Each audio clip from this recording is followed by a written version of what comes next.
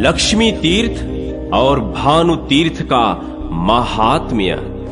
ब्रह्मा जी कहते हैं, नारद, विष्णु तीर्थ के बाद लक्ष्मी तीर्थ है, जो लक्ष्मी की वृद्धि और दरिद्रता का नाश करने वाला है।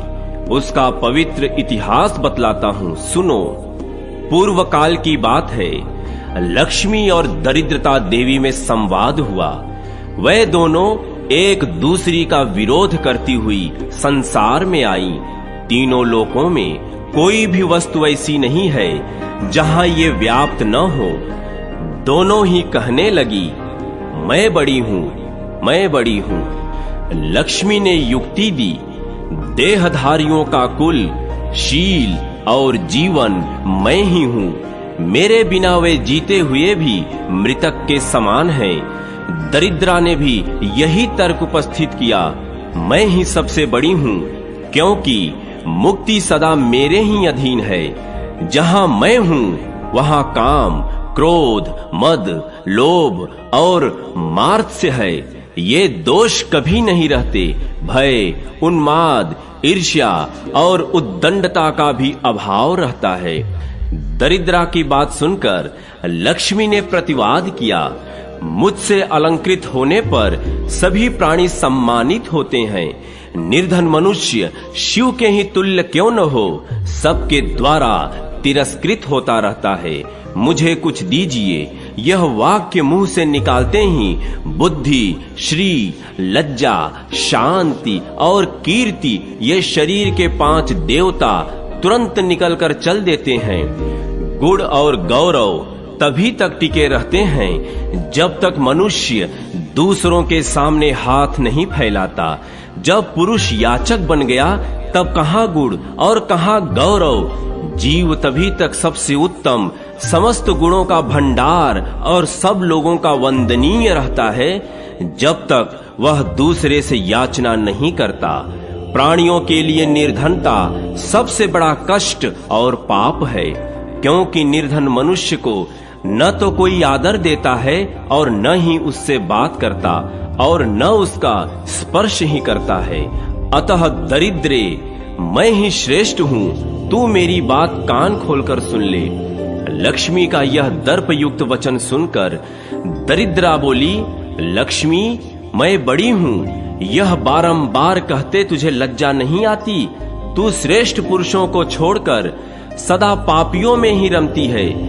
जो तेरा विश्वास करता है उसके साथ तू वंचना करती है। फिर बड़ी बड़ी डींगे कैसे हाँक रही है। तेरे मिलने पर मनुष्य को जैसा भारी पश्चाताप सहना पड़ता है, वैसा उसे सुख नहीं मिलता। मदिरा पीने से भी पुरुष को वैसा भयंकर नशा नहीं होता जैसा तेरे समीप रहने मात्र से विद्वानों को भी हो जाता है। लक्ष्मी, तू सदा प्रायः पापियों के साथ ही क्रीड़ा करती है। मैं योग्य और धर्मशील पुरुषों में सदा निवास करती हूँ। भगवान शिव और श्री विष्णु के भक्त, कृतज्ञ, महात्मा, सदाचारी, शांत, गुरु सेवा, परायण साधु, विद्वान, शूरवीर तथा पवित्र बुद्धि वाले श्रेष्ठ पुरुषों में मेरा निवास है। अतः श्रेष्ठता तो सदा मुझ में ही है। तेजस्वी ब्राह्मण, व्रतपरायण सन्यासी तथा निर्भय मनुष्यों के साथ मैं रहा करती हूँ, किंतु तू कहाँ रहती है यह भी सुन ले। पाप परायण, राजकर्मचारी, निष्ठुर, खल, चुगलखोर, लोभी, वृक्तांग, शठ, अनार्य, कृतघ्न, धर्मघाती, मित्रद्रोही, अनिष्टकारी तथा हृदयहीन मनुष्यों में ही तेरा निवास है। इस तरह विवाद करती हुई वे दोनों मेरे पास आईं। मैंने उनकी बातें सुनी और इस प्रकार कहा, पृथ्वी तथा आप यानी जल, ये दोनों देवियां मुझसे ही प्रकट हुई हैं। स्त्री होने के कारण वे ही स्त्री के विवाद को समझ सकती हैं और कोई नहीं। उनमें भी जो कमंडल से प्रकट होने वाली नदियां हैं वे श्रेष्ठ हैं। उन सरिताओं में भी गौतमी देवी तो सर्वश्रेष्ठ हैं। अतः वे ही तुम्हारे विवाद का निर्णय करेंगी। वह ही सबकी पीड़ाओं को हरने वाली तथा सबके संदेह का निवारण करने वाली हैं। मेरे कहने से वह दोनों पृथ्वी और जल के पास गईं और उन सबको साथ ले गौतमी देवी के समीप पहुंची। भूदेवी और आपो देवी ने गौतमी से लक्ष्मी और दरिद्रा का विवाद स्पष्ट कह सुनाया। उन दोनों के विवाद को समस्त लोकपाल, पृथ्वी और जल ये मध्यस्थ की भांति सुन रहे थे। उस समय गंगा ने दरिद्रा से कहा, ब्रह्मश्री, तपश्री, यज्ञश्री, कीर्ति, धनश्री, यशश्री, विद्या, प्रज्ञा, सरस्वती, भोगश्री, मुक्ति, स्मृति, लज्जा, धृति, क्षमा, सिद्धि, तुष्टि, पुष्टि, शांति, जल, पृथ्वी, अहम शक्ति, औषधि, श्रुति, शुद्धि, रात्रि, द्युलोक, ज्योतिष्ना, आशीह, स्वस्ति, व्याप्ति, माया, उषा, शिवा आदि जो कुछ भी संसार में विद्यमान है वह सब लक्ष्मी के द्वारा व्याप्त हैं। ब्राह्मण, धीर, क्षमावान, साधु, विद्वान, भोग परायण तथा मोक्ष परायण पुरुषों में जो जो रमणीय अथवा सुंदर है वह सब लक्ष्मी का ही विस्तार है। अधिक सुनने से क्या लाभ? समस्त जगत लक्ष्मीमय ही है। जिस किसी व्यक्ति में जो कुछ भी उत्कृष्ट वस्तु दिखाई देती है वह सब लक्ष्मीमय है। लक्ष्मी से शून्य कोई वस्तु नहीं है। दरिद्रे, क्या तू इतनी सुंदरी लक्ष्मी देवी के साथ स्पर्धा करती हुई लज्जित नहीं होती? जा, चली जा यहां से। तब से गंगा का जल दरिद्रा का शत्रु हो गया।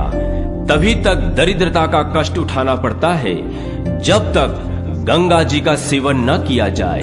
तब से लक्ष्मी तीर्थ अलक्ष्मी नाशक हो गया। वहां स्नान और दान करने से मनुष्य लक्ष्मीवान तथा पुण्यवान होता है।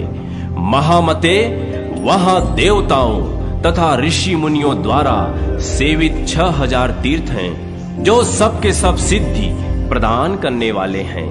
तदनंतर विख्यात भानु तीर्थ है जो मनुष्यों को सब प्रकार की सिद्धि देने वाला है। वहां का वृत्तांत महापातकों का नाश करने वाला है। उसे बतलाता हूं, सुनो। शरियात नाम से विख्यात एक परम धर्मात्मा राजा थे। उनकी स्त्री का नाम स्थिविष्ठा था। रानी इस भूतल पर अप्रतिम सुंदरी थी। संयमी पुरुषों में श्रेष्ठ विश्वामित्र कुमार ब्रह्म ऋषि मधुचंदा राजा शरियात के पुरोहित थे। एक समय की बात है, वीरवर राजा शरियात अपने पुरोहित को साथ ले दिग्विजय के लिए निकले। संपूर्ण दिशाओं पर विजय पाकर लौटते समय राजा ने मार्ग में सेना का पड़ाव डाला। उस समय उन्होंने अपने पुरोहित को उदास देकर पूछा, विप्रवर, आप खिन्न क्यों हैं? मैंने पृथ्वी को जीता और बड़े बड़े राजाओं पर विजय पाई। यह तो महान हर्ष का अवसर है। ऐसे समय में आप दुखी क्यों हैं? सच सच बताइए। तब मधुचंदा ने राजा को संबोधित करते कहा, राजन, जब एक पहर दिन रहेगा तब हम लोग यात्रा करेंगे। इसी में रात आधी बीत जाएगी। उधर इस शरीर की स्वामिनी मेरी प्रियतमा काम के वशीभूत होकर मेरी राह देखती है।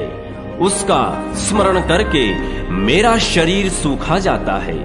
काम जनित विकार उत्पन्न होने पर वह कमल के समान मुख वाली सुंदरी जीवित तो मिलेगी न? यह सुनकर राजा हंस पड़े और पुरोहित से बोले, ब्राह्मण, आप मेरे गुरु और मित्र हैं, फिर अपने आप को क्यों विडंबना में डाल रहे हैं? संसार का सुख तो क्षणभंगुर है, उसमें आप जैसे महात्माओं की आस्था कैसी? मधुचंदा बोले, राजन, जहां पति पत्नी दोनों एक दूसरे के अनुकूल रहते हैं वहीं धर्म, अर्थ और काम की वृद्धि होती है। अतः अपनी पत्नी के प्रति यह अनुराग दूषण नहीं, भूषण ही मानना चाहिए। तदनंतर राजा विशाल सेना के साथ अपने देश में आए। उन्होंने पत्नी के प्रेम की परीक्षा करने के लिए नगर से यह संदेश भेज दिया। राजा शर्यात दिग्विजय के लिए गए थे। वहां एक राक्षस पुरोहित सहित राजा को मारकर रसातल में चला गया। दूत के मुख से यह संदेश सुनकर रानी इसकी सत्यता का पता लगाने लगी, किंतु मधुचंदा की पत्नी ने तुरंत प्राण त्याग दिए।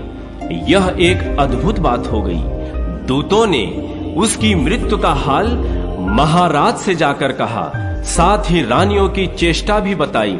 इससे राजा को बड़ा विस्मय और दुख हुआ।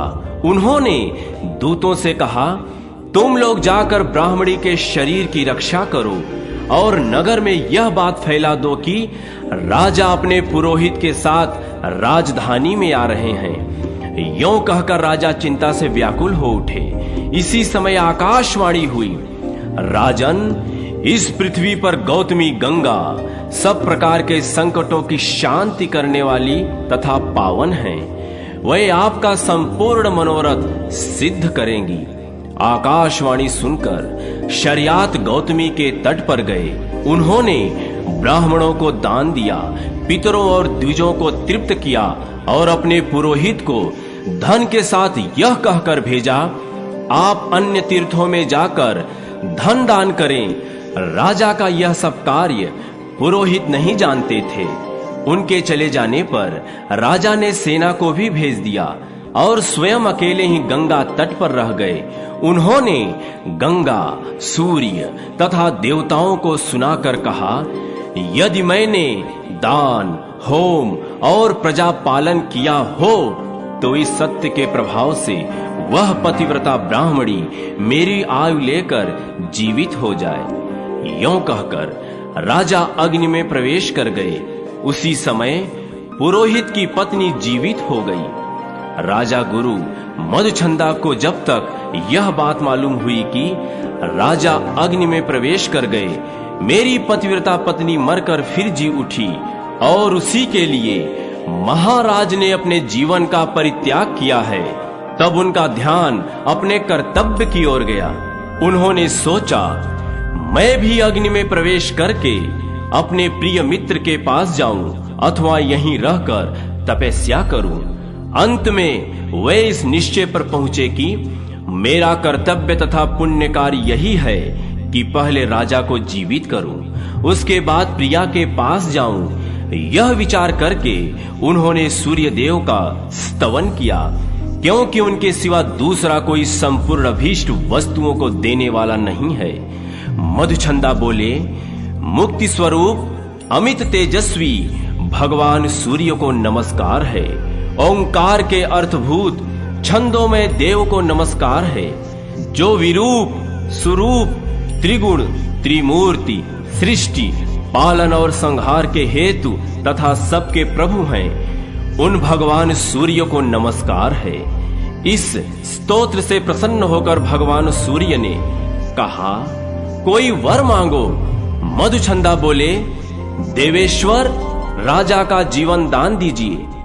प्रिय वचन बोलने वाली मेरी पत्नी को भी जीवित रखिए और मुझे तथा राजा के लिए भी उत्तम पुत्र प्रदान कीजिए।